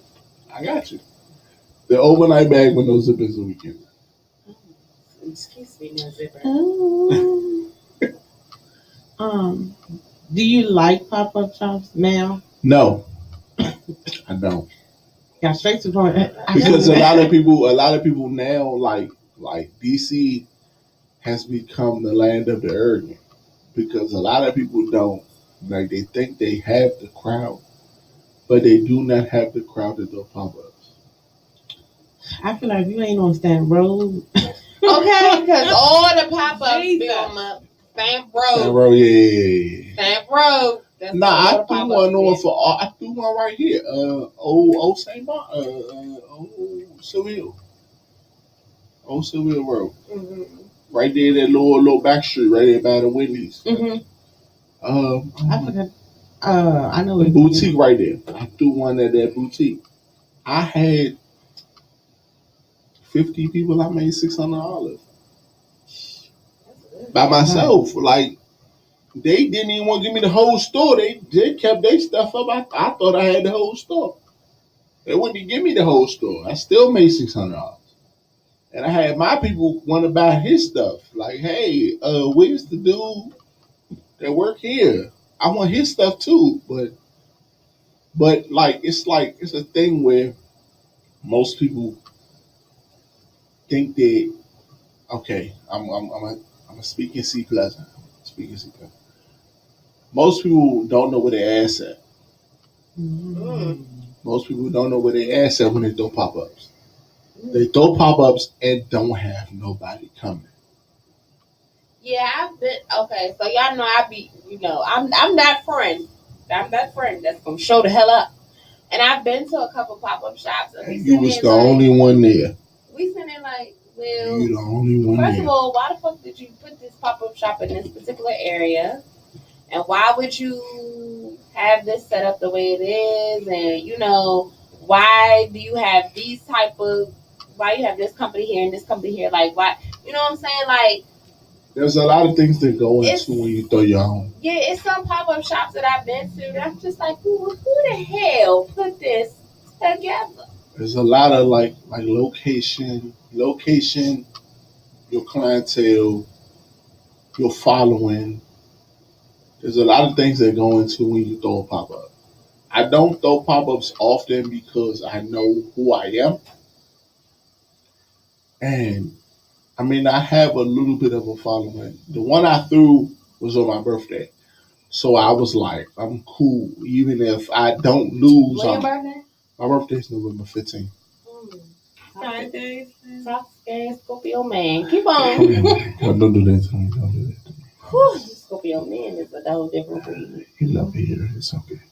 I don't love it there, but okay. Right. You don't talk. Stay out of this. Nah, but what I'm saying is like you have to understand your reality. A lot of people aren't built for that. A lot of people I'm not gonna go there. A lot of people we named, a lot of people we've talked to aren't built for that. A lot of people don't know what they have in certain areas. You have to know your target market. You have to know your locations. You have to know your age group. You have to know a lot of things. And the marketing don't be right. Right. That's a lot of things. Like you have to understand who you are and where you're talking about. I lived here. I lived in Surin. So throwing a pop-up shop is like, oh, okay, I used to live right here. I used to live at Hickory Hill, off of Seville Road. So telling people to come here is like, oh, that's second nature. C Pleasant 10 minutes away from here. I could get C Pleasant to come here. That's not a problem. But if you don't know who you are, if you're from Laurel and you're throwing a pop-up in Siouxland, you have to understand that a lot of people in Laurel is not thinking facts. You're not gonna come to Siouxland. Definitely, and I feel like that's what I'm saying right now with one of my friends. Like, she has a business. She moved far as fuck, but all of your clientele was on this side of town. Facts, but you gotta understand if they not driving a business. If your people gonna follow you, they gonna follow you. But you have to know your people gonna follow you though. Right. Like if I like when I threw the first pop-up, my first pop-up was in my first 5 months. I started in June. I threw my first pop up November 9th, which was my birthday weekend. Oh, the day before my birthday. Hey. I threw my first pop up November 9th. So it was like, okay, that's my birthday. I'm gonna win, even if just my mid come. So I'm cool. But then you had a bunch of other people show up. And it was like, oh, all right, I won. Cool. A lot of people don't have that.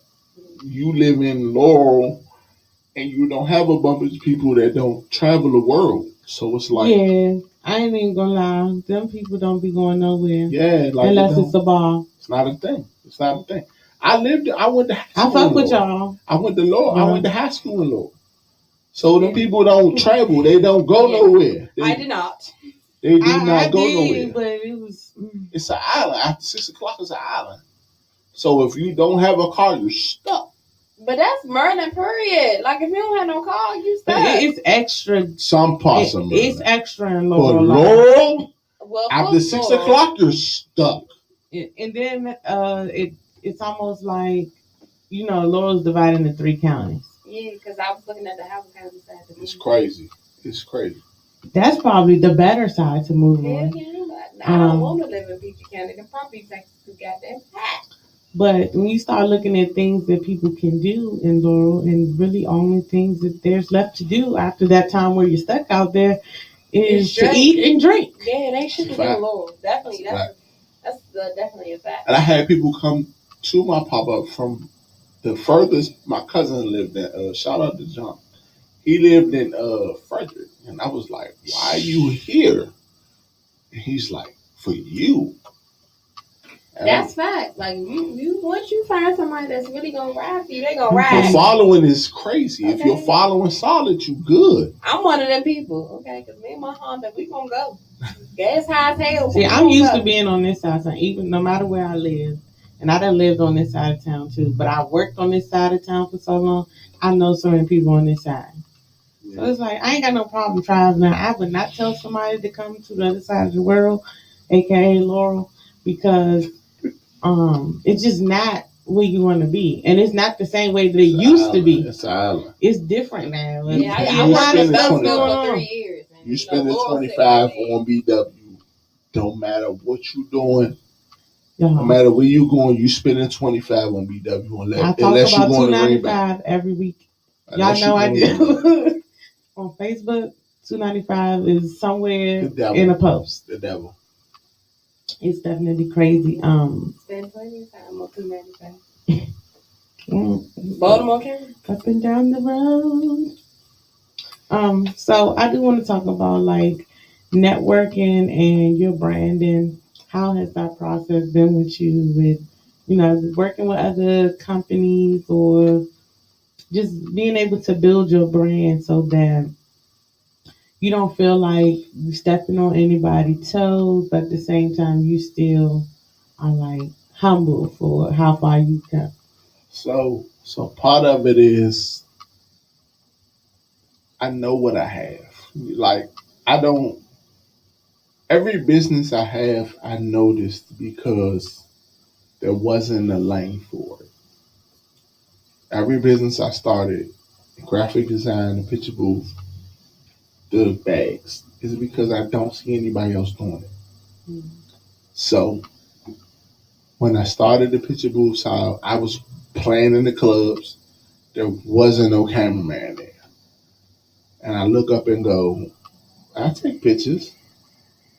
Where the hell is the cameraman? I've been going to the club since 2003. I've been taking pictures since 2003.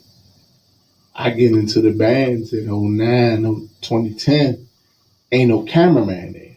Mm. I get hot about 2014, 2013, 2014. Ain't no cameraman there. Baby. I take pictures. I feel like a lot of clubs had dropped in camera people. It's a hit or miss. Mm-hmm. But when I started doing it, when I started playing at the clubs, there wasn't nobody there. Mm-hmm. Oh, that's money. I started going to the club in 2003. When I started going to the club in 2003, it was always a cameraman there.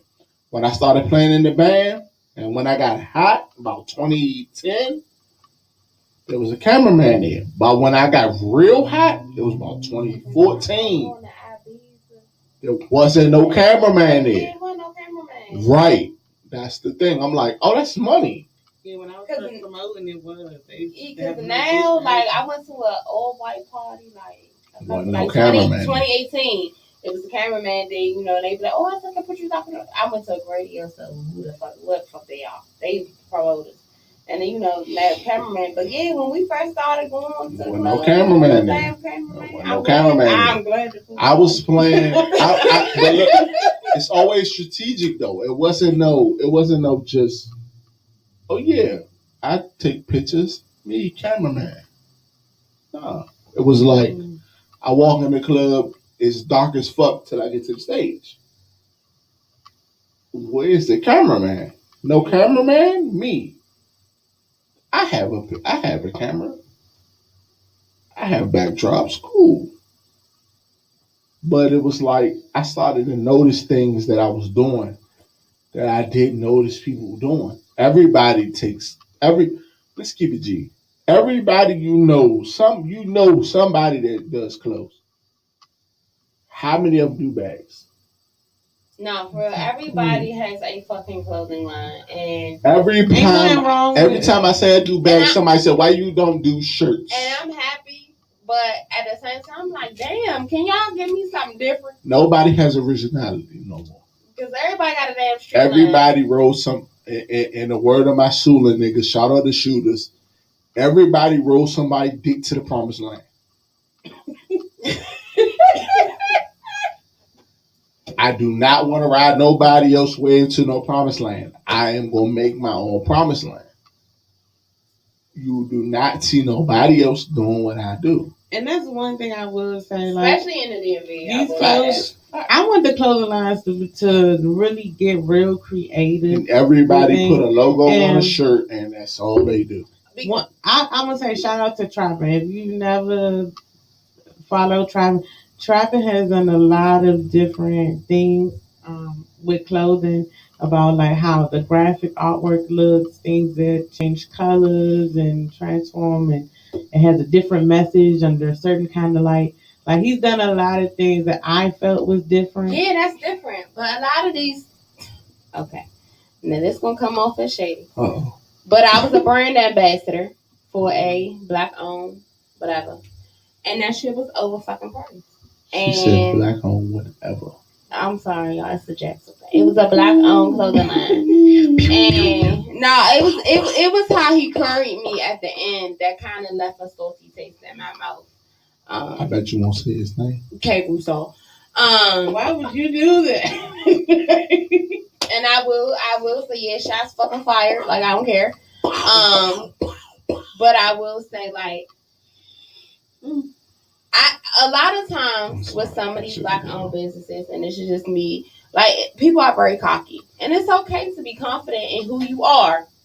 But you have to understand that when you're doing something that 50,000 other people in the goddamn DMV are doing, you have to put a brand out that's going to stand out. You think putting your name across a shirt and a t-shirt at that, because I gave away the shit. Like, shit, I gave away all the shit I had except for the shorts. $50 for a shirt. You want somebody to pay $70, $80 for a shirt with your name on it, but it just has your name on it, and it's just a damn t-shirt. It's nothing creative. It's nothing that makes me want to be like, ooh. When the rain hits it, is it going to roll off this motherfucker? You know what I'm saying? It's nothing creative about Shout out to my Free My River Pac-Man. The only shirt I've ever bought from a black-owned business.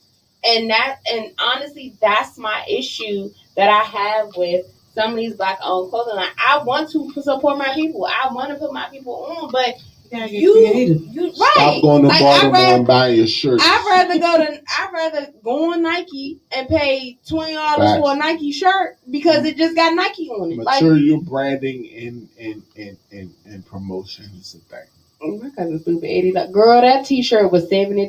Nah, for real though. Like, I it's a lot of $300 on 2 shirts, a short, and a fucking hat that I don't even. A lot of people don't understand the difference between standing out and just doing some shit. Mm-hmm. I do graphic design. I do people shit every day.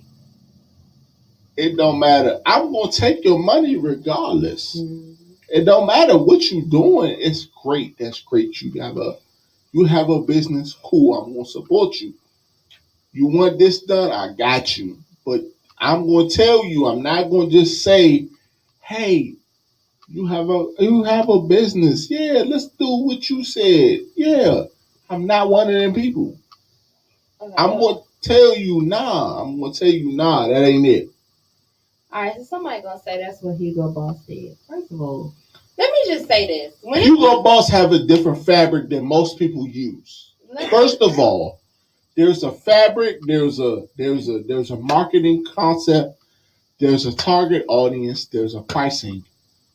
You have to understand the difference between who your target audience is and who you're trying to get your money to. Exactly. Sabiato sold to every drug dealer in the city. Facts. For 10 years.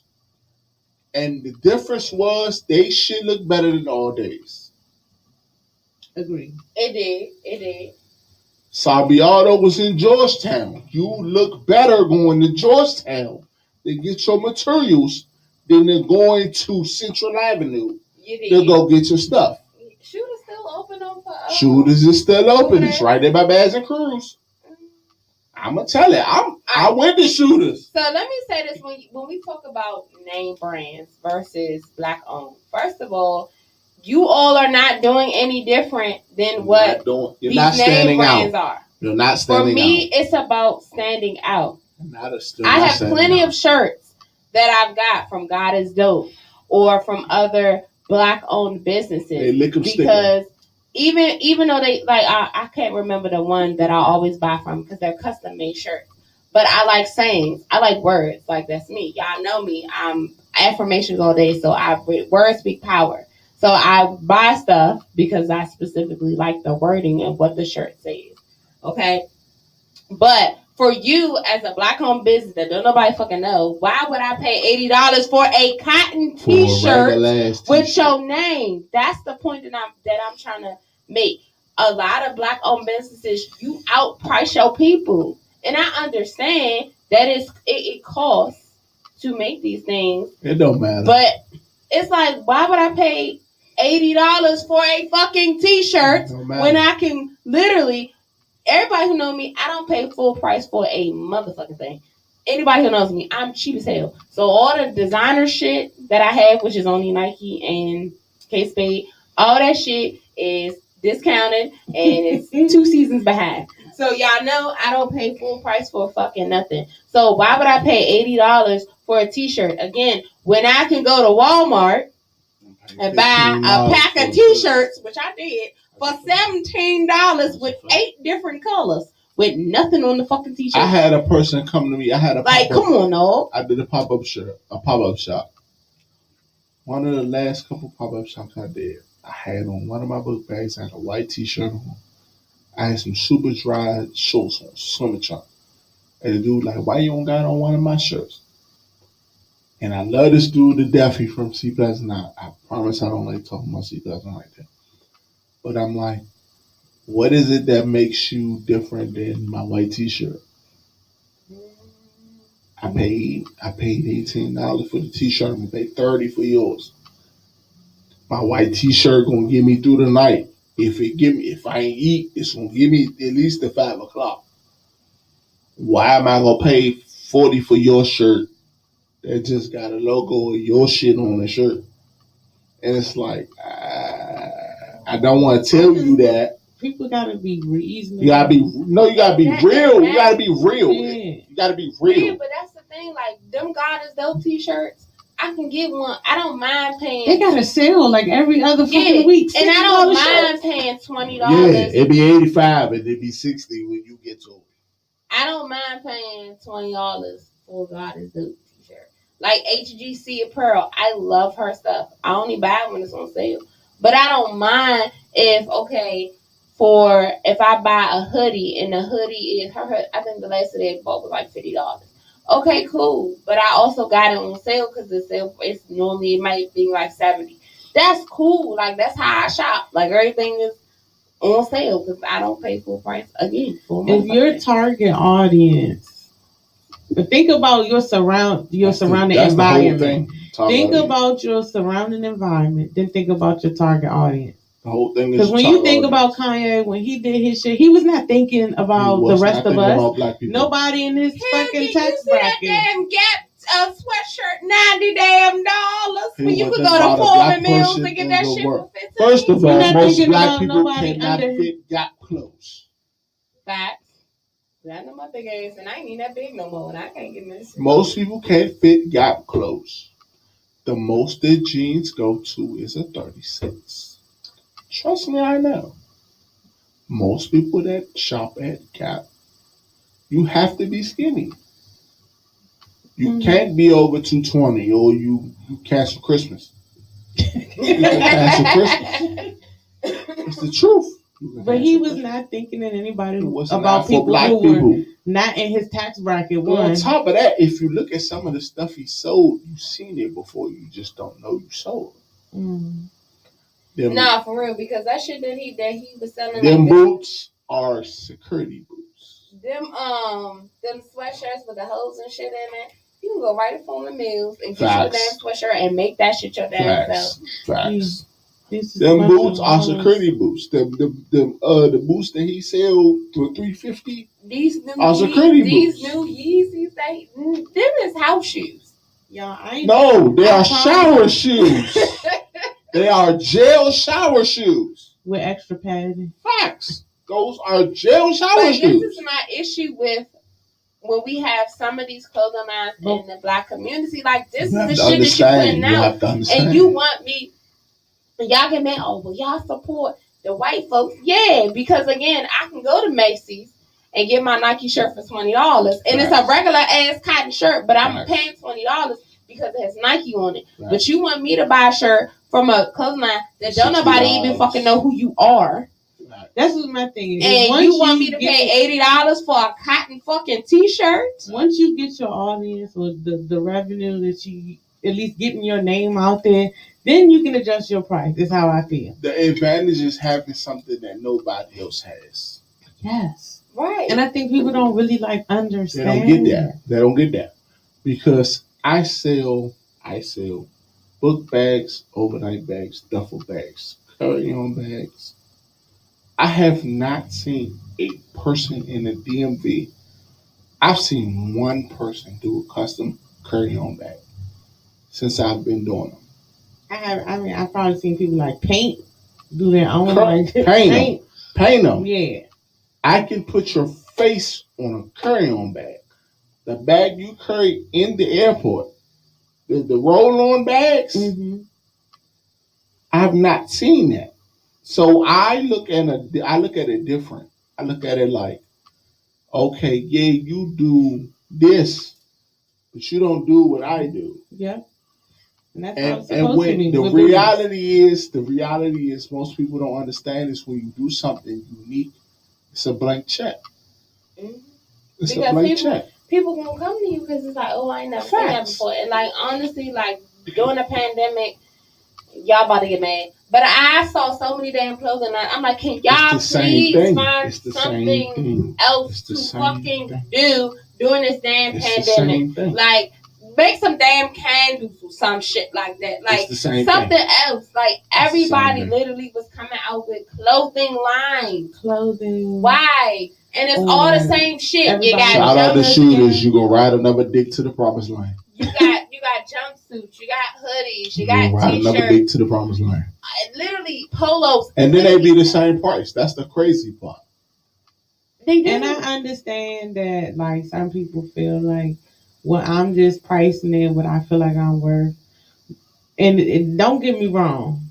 But then come up with something that's but you need to be creative. Right. Yes, it's not even that. It's not even that. Most people are trying to make their money back. I'm gonna tell you the truth. Yeah. Most people are trying to make their money back. I'm gonna keep it G. This bag I have on my back right now is with expedited shipping, $35. I'm gonna sell it to you for what I want to sell it to you for. I'm not gonna sell the price, of course, but I'm gonna sell it to you for what I sell it to because I have to do the work for you to get this. Mm-hmm. I could sell you a blank black and white bag all day long, but because I sell this bag with what I did this, it took me 3.5 hours to do this bag. In particular, this bag right here, 3.5 hours. You gonna pay for that. Mm-hmm. What about what you think look good or what you think is? But also what you have is something different and it's something of quality that I feel like it's worth a certain amount. Right. But a t-shirt that that's what I'm saying. Like, you gotta understand. Sat in the house and you gotta pressed it understand. down. You gotta You know understand the difference. Like, you gotta know where your I ass think at. it's called CAB Customs or whatever. I like them because they t-shirts, you can get a custom made t-shirt. They t-shirts be like $30 or whatever. But they come with like little pins and shit. And I be wearing my pins. You know, I got a pin that say wash your damn hands. You know what I'm saying? But I like it because it's like, okay, I can wear this. They based in Atlanta. It ain't a lot of people that's in Maryland that got some of these shirts. Like I got a shirt that say Big Booty Energy. I do got Big Booty Energy. And so I like stuff like that. You know what I'm saying? So I don't mind dropping $30 on a shirt like that. But when you got a shirt that's literally just your name and your dry ass logo, like, and you want somebody to pay $80-$90 for it, I have a problem with that. You have to know your asset. Right. When it comes to sales, you have to know your asset. Them unemployment checks is gone. People. They gone. You cannot if you not like. I'm gonna keep it G. The business, the bags has slowed down because at the most important, like I said, the bags during back to school season was a thing. But when you don't understand where your wave is, most people struggle. I'm cool. I've been paying attention to my analytics, right? United States, Aruba, Ireland, United Kingdom. Most people don't see that. Like, I'm not bragging, but most people don't see that type of exposure. So you have to understand what your target audience is, who your age group is, who what your price range is. You have to understand who's gonna buy, who you're aiming at, what your marketing looks like. There's a lot of things that factor into who you are. And if you don't know where your ass at, in the words of the great Bernie Mac, you sit and shit long enough, you start to smell like it. Absolutely. So if you don't know where your ass at, you gotta understand that this ain't for you. It's the truth. You gotta understand that this ain't for you. That's what you said with the last one. The word of the week. That's it. You sit and shit long enough, you start to smell like crack at your ass. That's it. That's it. We appreciate you for coming and hang with us today. The Jack is talking on me. That's it. Can you tell the people where they can either purchase the bag, find you, follow you, all the above? Facebook, Instagram, and Twitter is Legend Bookbag Company, LEGEND Bookbag, BOOKBAGCO. Twitter, Instagram, Facebook, and the website is Legend LEGEND Bookbag BOOKBAGCO.myshopify.co. Oh my God. Yeah. So I'm sorry, your Instagram is what? Because somebody explain it.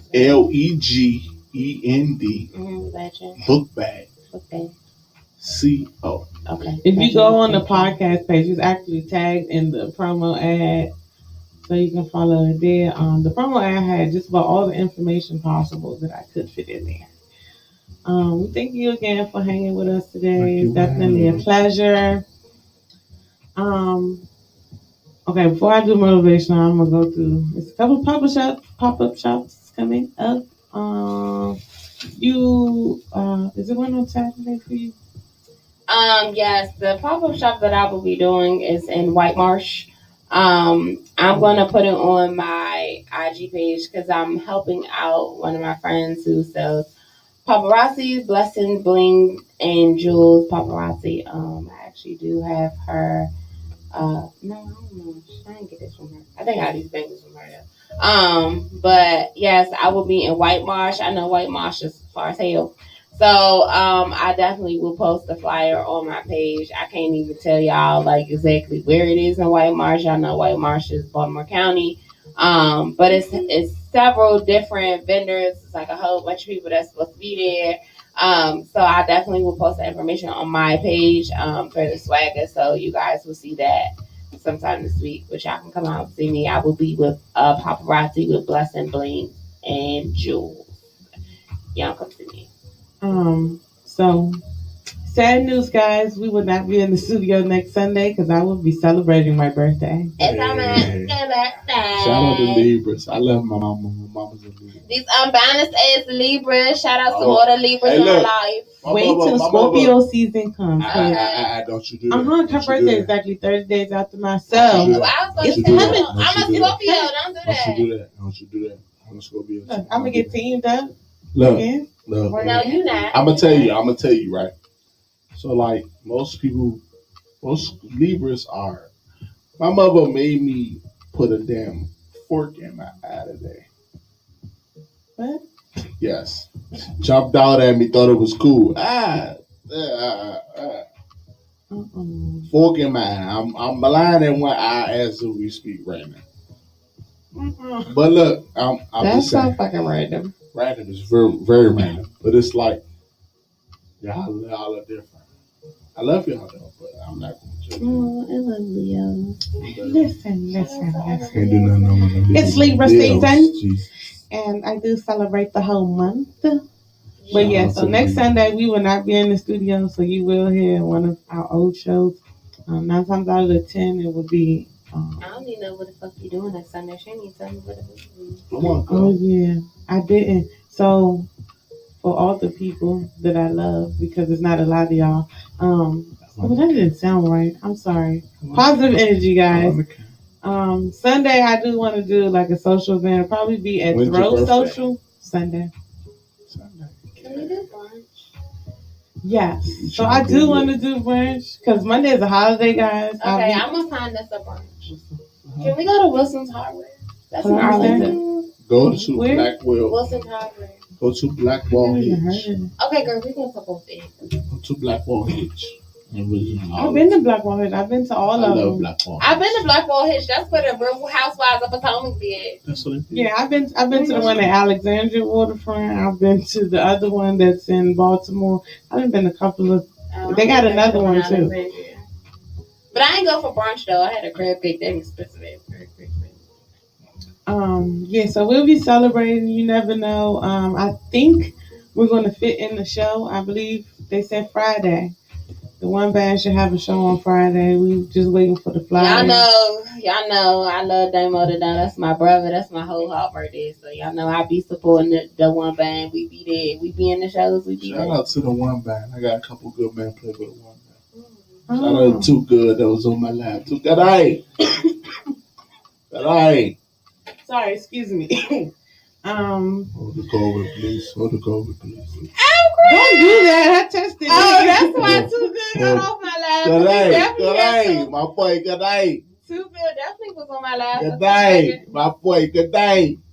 Oh my God. He was funny last night. Boy, that's my boy. Too Good. I love the one band, man. Shout out to y'all. Shout out to Miss T. Man, I love y'all, man. I love y'all. Like cook food on Sunday. Family right there.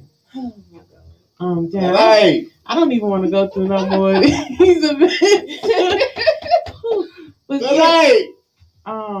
on the 16th, Mad Events is having a Hello Fall pop-up shop from 1 to 5 at 4847 Crane Highway, Upper Marlboro. All these events will be posted. I didn't post yet. But if you were following the show today, you'll see it. As well as it will be posted this week on the 24th. There is Creations by Domo LLC is having Bosses Link Up with pop-up shop. That will be in Jessup at 8400 Mission Road on the 24th from 12 to 4. On the 30th, there's going to be a lot of events coming. I will post all of them. There's pop-up shops. There's I'll be trunk or treat on the 30th. Trunk or treat. Shout out to India for doing the trunk or treat. What else was I gonna say? Well, we didn't confirm that, so I'm gonna say the 24th we have Pretty Pamper Queens is coming for our breast cancer awareness episode. So it's gonna be real deep in here with us on the 24th. The 31st, the lovely ladies from Coaches Don't Play podcast is gonna come hang with us, as well as we will be on their show the following week after that. I will keep everybody posted on the upcoming events. I'm going to let Phyllis do her wisdom of the week because I don't know what the hell I'm about to say. All right. So, my wisdom of the week, I'm going to go off for a post that I posted. I believe it was Friday or Saturday. At this point, and it's just how I feel about life. Like, I'm only worried about those that support me. You know what I'm saying? I think a lot of times we spend too much time on worrying about who doesn't support us, who's not there for us. But I'm grateful for those that I know that are in my corner. Like I said, when we took our break, like one thing I know that when it comes to me coming on this show and coming live on Sundays, I know that who's going to be here and who's going to watch it. And I know even if there isn't one of my friends who may not catch live, he going to watch the replay and we're going to talk about it. So I think what we need to worry about is who is there for us in the here and the now, and not worry about who's not supporting us, because those are the people that is going to always be there. Those are the people that y'all going to eat with me, y'all going to ride with me, y'all going to be on the coattails of my success because y'all been there from day one. And we need to appreciate that. Like, I appreciate who's here and who's been here, and not who has been here but has left, because you, at the end of the day, everybody's not going to be able to ride with you, everybody not going to be able to eat with you, everybody not going to be there. Some people, this is your stop, you got to get off the train, your journey with me is over, and that's okay. And it may be hard because it's somebody that you really wanted them to be with you. You really thought that this was your ride or die. You really thought that they were going to be there. And this could be anybody. It could be friends, family, spouse, whoever. But everybody's not going to go with you. But you need to be content and happy with those who going to ride with you. Because I know one thing for sure, the same 5-6 people going to ride with me regardless. And I'm thankful for y'all. I love y'all. Y'all know who y'all are. And that's just what it is, okay? So that's what we need to be focused on. Focus on who's here for you. Don't worry about who ain't supporting you. Worry about who you got in your corner. And that's all you can't ride my dick to the promised land. No, I don't got no dick. Hey, I don't have one of those. Hey, that's probably going to be the most replayed moment on this episode. Shout out to shooters. One, I'm gonna start off by saying, if y'all didn't see, we found out last week that my cousin passed away suddenly in California, and I just want to say shout out and thank you to everybody who reached out to me personally outside of social media. I really appreciate it. That was one of the reasons why I ended up, being out last night at the show. Just to have to be around that energy, because I really needed it, because last week was really rough. I really don't even know what to say going into this new week other than be prepared for anything. Can I say your part? Can I say your part? God. Understand who's there for you. Understand who's important. Because they might not be here tomorrow, and you might not understand who's important in your life. Because just because they're here does not mean they're important. everybody that's here ain't praying for you. Mm-hmm. Everybody ain't rooting for you in your corner. Just because they in your corner. I'm gonna leave it there. I do want to say, be prepared for anything. So that means you could be anywhere and anybody can approach you. It could be a business opportunity. If you are business minded and you always have, your stuff together, be prepared for any moment like that. I hope y'all have a great week. I'll be posting more events later on this week. We thank y'all for tuning in. We will be back on the 17th. We love y'all. Bye, y'all.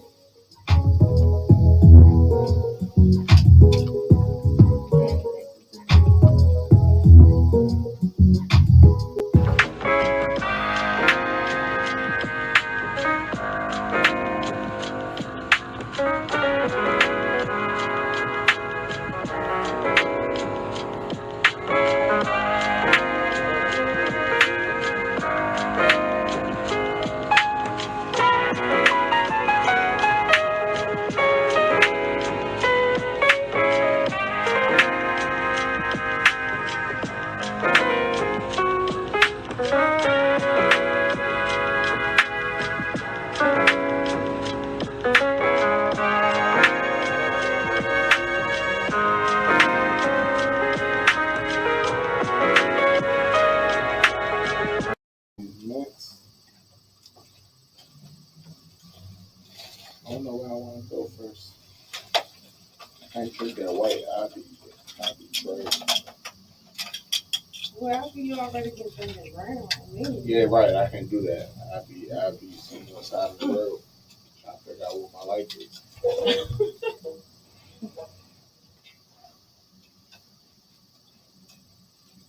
Like the more I talk, the more this congestion on the body.